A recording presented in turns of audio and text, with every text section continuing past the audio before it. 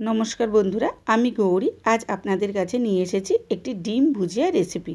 চলুন একবার দেখে নিই এই ডিম ভুজিয়া রেসিপি কি করে বানাতে হয় আর এর জন্য কি কি উপকরণের প্রয়োজন। আমি এর মধ্যে নিয়েছি 4-5টা কাঁচা লঙ্কা, একটুখানি টক দই, একটুখানি ক্যাপসিকাম, আদা বাটা, রসুন বাটা, চাল মগজ আর শুকনো লঙ্কা আমি একসাথে বেটে নিয়েছি। আর নিয়েছি মাঝারি সাইজের একটা পেঁয়াজ, মাঝারি সাইজের একটা টমেটো আর একটু ছোট ছোট করে ধনেপাতা কেটে নিয়েছি।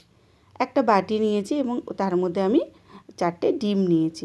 ওই ডিমের মধ্যে আমি সামান্য একটু হলুদ দিয়েছি, একটু নুন দিয়েছি, কেটে রাখা ছোট ছোট সে কাঁচা লঙ্কা আর ধনেপাতাগুলো দিয়ে ভালো করে ডিমটার মধ্যে এগুলো মিশিয়ে নিয়েছি।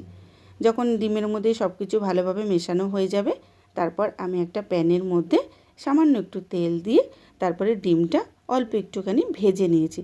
মানে ডিমটা হালকা ভেজেছি, বেশি নয়। যখন ডিমটা হালকা ভাজা ভাজা হয়ে যাবে, তখন ডিমটা ওই খুন্তি বা আপনাদের যে কোনো কিছু দিয়ে একটুখানি ভেঙে ভুজিয়া মতন সাইজে করে নেবেন। তারপর ওই ডিমটা অন্য একটা পাত্রে ঢেলে ওই প্যানের মধ্যে আমি একটুখানি কাঁচা লঙ্কা, এলাচ, লবঙ্গ ভালো করে ফোড়ন দিয়েছি। ফোড়ন দেওয়ার পর ওর মধ্যে ওই রসুন পেস্টটা যখন একটু ভাজা ভাজা হয়ে যাবে, তার মধ্যে ওর মধ্যে একটু আদা দিয়েছি।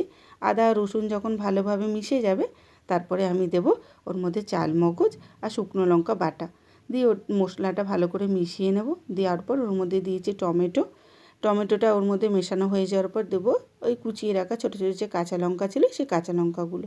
তার মধ্যে সামান্য একটু টক দই দিয়েছি। এবার সব মশলা ভালোভাবে মিশিয়ে নেব একসাথে তেলের মধ্যে।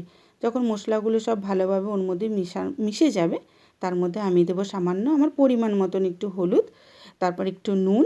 তার মধ্যে নুন আর হলুদ যখন ভালোভাবে মশলার সাথে মিশে যাবে, তার সঙ্গে দেবো একটু রং কালারটা আনার জন্য আমি কাশ্মীরি লঙ্কা।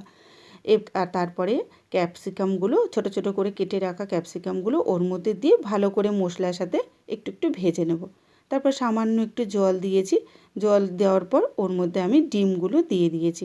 ডিমের মধ্যে যখন ডিম ক্যাপসিকাম সব একসাথে দিয়ে যখন একদম শুকনো হয়ে আসবে হালকা, তারপর আমি ওর মধ্যে ধনেপাতা আর একটু গরম মশলা দিয়ে ভালো করে মশলাটা দিয়ে ওর মধ্যে মিশিয়ে নেব। দিয়ে অন্য আমি একটা পাত্রের মধ্যে ডিমটা ঢেলে ফেলেছি। তাহলে বন্ধুরা, আপনার এই রেসিপিটা আমার কেমন লেগেছে অবশ্যই কমেন্ট বক্সে জানাবেন, এবং যদি ভালো লাগে অবশ্যই এই রেসিপিটা বাড়িতে একবার ট্রাই